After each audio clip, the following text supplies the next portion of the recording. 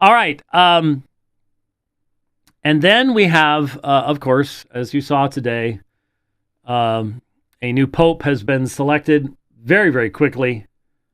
Very, very quickly.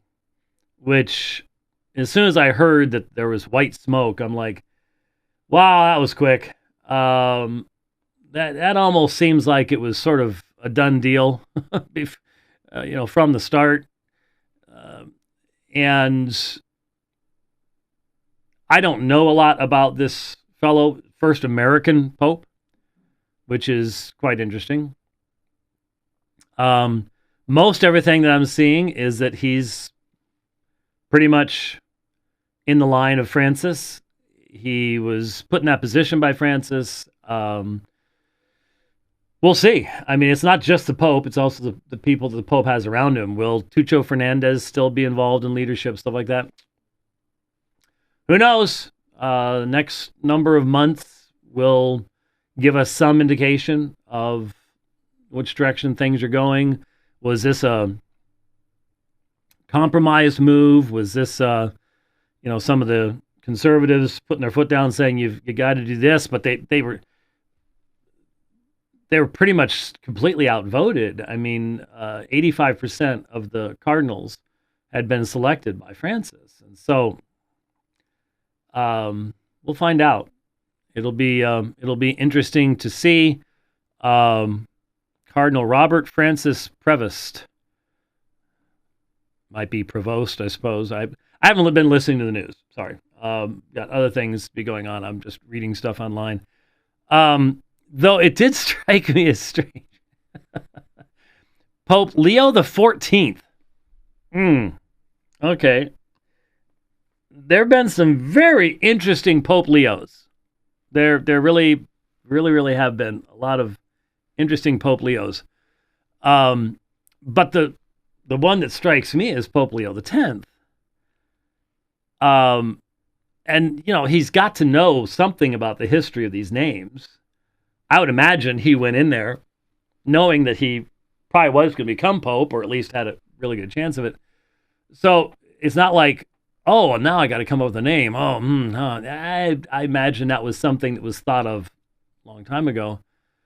And so Leo the 10th, if you're not up on your Leos, if you're not real big on remembering all of your papal names, Pope Leo X was the Pope that wrote a certain rather famous papal encyclical called Exsurge Domine.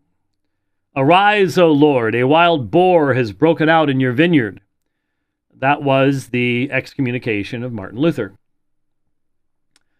And prior to that, a few years prior to that, that was the same Pope that Erasmus had dedicated the first printing of his Novum Instrumentum, his Greek-Latin diglot, which came out in 1516.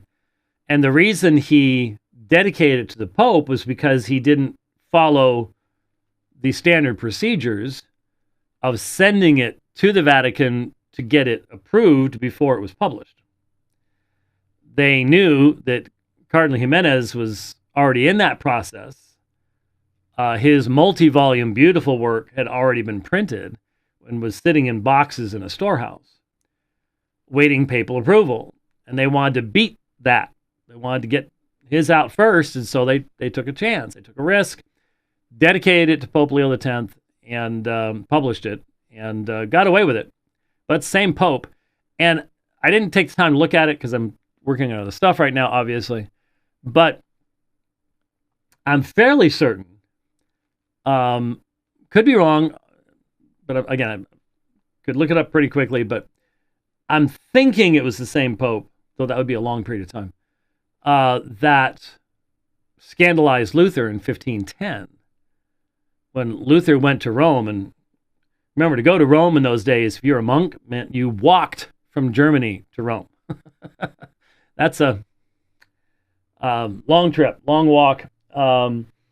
He went to Rome, and he was scandalized by how Rome was, how corrupt Rome was, how corrupt the priests were.